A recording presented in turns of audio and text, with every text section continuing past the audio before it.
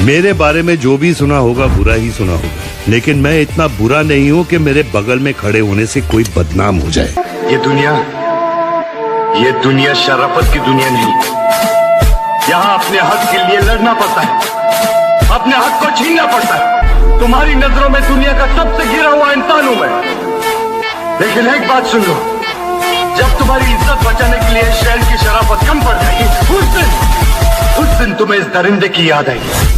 दोस्तों, संजय दत्त अपने बॉलीवुड करियर में हर समय किसी न किसी बात को लेकर हमेशा विवादों में रहे हैं। कभी श्रीदेवी के साथ जबरदस्ती करने को लेकर, तो कभी पद्मिनी कोल्हापुरी के कपड़े फाड़ने को लेकर, कभी माधुरी दीक्षित से अफेयर को लेकर, तो कभी मुंबई ब्लास्ट में अवैध हथियार रखने को लेकर। संजय दत्त की जिंदगी की कई अनसुनी कहानी रणबीर कपूर द्वारा अभिनीत फिल्म संजू में सामने आई थी। दोस्तों, आज की इस वीडियो में हम आपको संजय दत्त से जुड़े कुछ ऐसे किस्सों के बारे में बताने वाले हैं जिन्हें सुनकर आपको बॉलीवुड से तो नफरत हो जाएगी, लेकिन साथ ही साथ आप ये भी सोचने पर मजबूर हो जाओगे कि संजय दत्त जैसा शरीफ सा दिखने वाला अभिनेता आखिर इतने गंदे और शर्मनाक काम कैसे कर सकता है। लेकिन उससे पहले आपको बता दें कि संजय दत्त ने 1972 में चाइल्ड एक्टर के रूप में फिल्म रेशमा और शेरा से अपने फिल्मी करियर की शुरुआत की थी। रॉकी के बाद नाम जैसी इक्का दुक्का फिल्मों को छोड़कर संजय दत्त को कोई खास कामयाबी नहीं मिली थी, लेकिन 1993 में रिलीज हुई खलनायक सुपरहिट रही और यही वो समय था जब संजय दत्त बॉलीवुड के सुपरस्टार बन गए थे।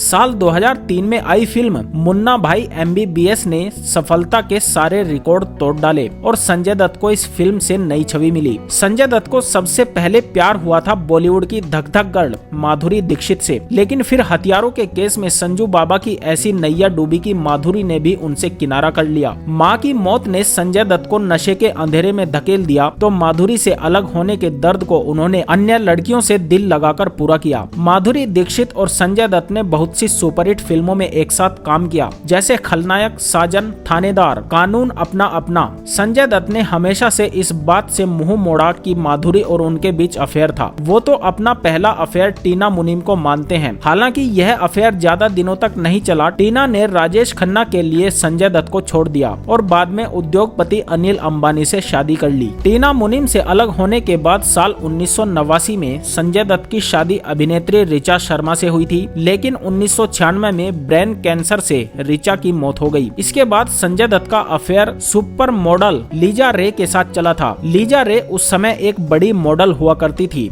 और संजय दत्त एक सफल अभिनेता, पर दोनों का अफेयर बहुत कम दिनों तक चला। संजय दत्त वैसे तो श्रीदेवी के बहुत बड़े फैन थे, लेकिन एक बार अपने दोस्तों से जब उन्हें पता चला कि श्रीदेवी की फिल्म हिम्मत वाला की शूटिंग उनके आसपास ही हो रही है, तो वो बिना देरी किए ही उनसे मिलने पहुंच गए। श्रीदेवी उस समय अपने जमाने की टॉप एक्ट्रेसेस में से एक हुआ करती थी, जबकि संजय दत्त को उस समय कोई जानता भी नहीं था। जब संजय दत्त सेट पर पहुंचे तो उन्हें पता चला कि श्रीदेवी सेट पर नहीं बल्कि अपने कमरे में है, तो संजू बाबा तुरंत दौड़कर उनके कमरे की ओर गए और दरवाजा अंदर से बंद कर लिया। कहा जाता है कि उस समय संजय दत्त ने ड्रग्स ले रखी थी और साथ ही वो शराब के नशे में टुन थे। जब श्रीदेवी ने संजय दत्त को इस हालत में अपने कमरे में देखा तो वो डर के मारे शोर मचाने लगी। इसके बाद श्रीदेवी ने कसम खा ली कि चाहे जो भी हो जाए वह संजय दत्त के साथ कभी काम नहीं करेंगी। हालांकि होश में आ जाने के बाद संजय दत्त को अपनी गलती का एहसास हो गया था और श्रीदेवी से बार बार माफी मांग रहे थे, लेकिन श्रीदेवी उन्हें माफ करने को बिल्कुल तैयार नहीं थी। हालांकि बाद में श्रीदेवी को मजबूरन संजय दत्त के साथ फिल्मों में काम करना पड़ा। जमीन और गुमराह जैसी फिल्मों में दर्शकों ने इस जोड़ी को खूब पसंद किया। श्रीदेवी ने तो अपनी तरफ से पूरी कोशिश की थी